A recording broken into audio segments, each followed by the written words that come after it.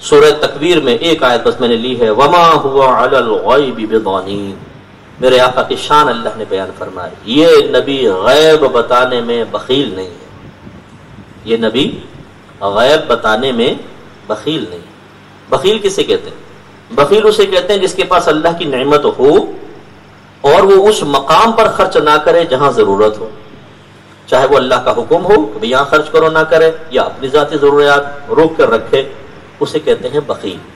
اس کا مطلب ہے کہ بخیل وہ ہوتا ہے جس کے پاس نعمت ہو اور خرچ نہ کرے۔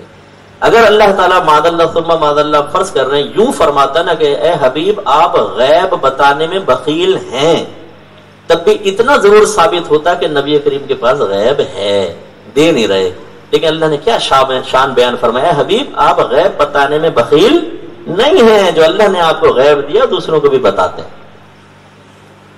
شروع میں دیکھیے ذالک الکتاب لا ریب فیہ ھدی للمتقین، کون؟ الذین یؤمنون بالغیب، وہ لوگ جو غیب پر یقین رکھتے ہیں۔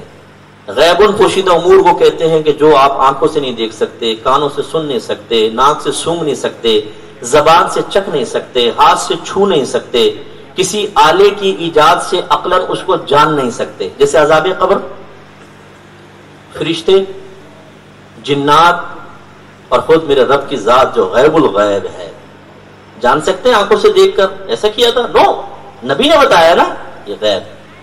اللہ تعالیٰ فرماتا ہے کہ متقین کون ہیں؟ جو غیب پر یقین رکھتے ہیں۔ یقین کب حاصل ہوتا ہے؟ جب کسی چیز کا علم ہوتا۔ میں اکثر مثال سے سمجھاتا ہوں، ذرا یہ بتائیے، میں آپ کو ایک چیز بتا رہا ہوں، اس پہ آپ سب کو یقین کرنا ہوگا، کریں گے؟ بولے یقین کریں گے؟ بھائی بولیے نا یقین کریں گے؟ میں ایک بات بتانے لگا ہوں، کریں گے؟ بس کر لیں۔ کر لیا آپ نے یقین؟ آپ نے استاد بات تو بتائیں۔ اس کا مطلب جب تک پتہ نہ ہو یقین کیسے ہوگا؟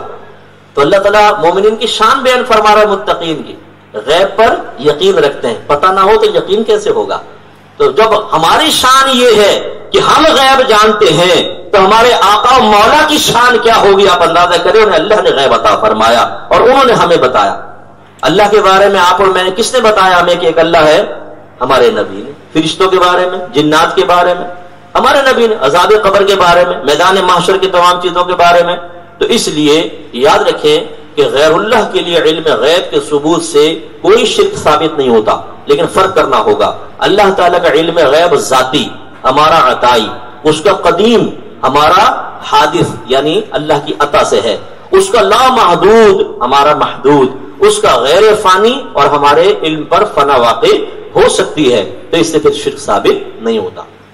ان چار فرقوں سے تو آسان سی دلیل آپ کو عرض کرتا ہوں۔ اگر کوئی آپ کو کہے کہ اگر نبی کریم کے لیے علم غیب مان لیا تو علم غیب تو اللہ کو بھی ہے، نبی کے لیے بھی مان لیا، اللہ کے لیے بھی، شرک ہو گیا۔ آپ بالکل دائرہ ادب میں رہ کر بھولے پن کے ساتھ معصوم سے سوال کیجئے، آپ دیکھتے ہیں؟ کہے گا ہاں۔ اللہ تعالیٰ دیکھتا ہے؟ ہاں۔ تو دیکھنے کے وصف میں آپ نے اللہ کے ساتھ شرکت ثابت کر دی، آپ مشرک ہو گئے۔ اب وہ کہے گا نہیں نہیں نہیں یہ شرک نہیں ہے۔ اچھا کیسے نہیں ہے بتاؤ؟ بھئی وہ اللہ کا دیکھنا قدیم ہمارا حادث، اللہ کا لامحدود ہمارا محدود، اس کا غیر فانی ہمارا فانی، اس کا ذاتی ہمارا عطائی۔ واہ بھائی پپو، ان چار فرقوں سے تو مشرک نہ ہو، اور ہم نبی کے لیے علم غیب انہیں چار فرقوں کے ساتھ مان لیں اور مشرک ہو جائیں، یہ وجہ فرق بتاؤ۔ انشاءاللہ آگے کوئی بات کہنے کے قابل ہی نہیں رہے گا۔ دلیل سیکھیے، اپنا دین سیکھیے۔ الحمدللہ ہم اہل سنت و جماعت ہیں۔ نبی کریم نے ارشاد فرمایا میری امت کے 73 فرقے ہوں گے، 72 جہنم میں جائیں گے، ایک جنت میں جائے گا۔ پوچھا رسول اللہ وہ ناجی فرقہ کون سا ہوگا، ناجی گروہ کون سا ہوگا؟ فرمایا جس پر میں اور میرے صحابہ ہیں۔ تو جو نبی کریم کا طریقہ سنت کہلاتا ہے، جو اس کو اپنائے گا وہ ہوگا اہل سنت، اور صحابہ ایک جماعت تھی پوری، جو ان کا طریقہ اپنائے گا وہ کہلائے گا اہل الجماعہ۔ ان دونوں کو ملا کر ایک گروہ کا نام رکھا گیا اہل السنہ والجماعہ۔ اردو میں اہل سنت و جماعت کہتے ہیں، وہ ہم ہیں۔ الحمدللہ رب العالمین۔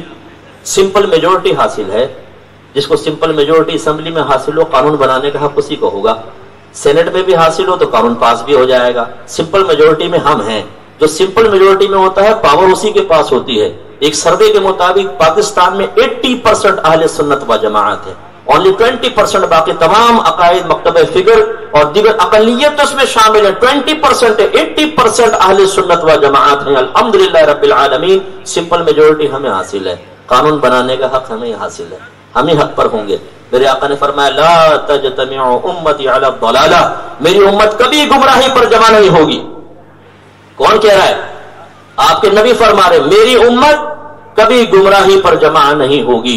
इससे नतीजा निकाला, अगर एक गुरु ऐसा है जिसमें उलमा हैं, मुफ्तियान किराम हैं और शुयूख हैं, साहिब इल्म, अवाम, और वो किसी एक अकीदे के ऊपर हैं, तो इसका मतलब वो सिंपल मेजोरिटी है, ये हक इन्हीं के साथ होगा। इसलिए कि अल्लाह ताला उम्मत की कसीर तादाद को कभी भी गुमराही पर जमा नहीं होने देगा। इसलिए ये उसूल जहन में रखिए। बाद भाई बड़े परेशान होते हैं, किधर जाएं किधर ना जाएं, वो ये कह रहा है, वो ये कह रहा है, वो ये कह रहा है, मुफ्ती साहब बड़ी परेशानी है। आसान सी बात आपको अल्लाह ने कुरान में सिखा दी है, तवज्जो कर ले।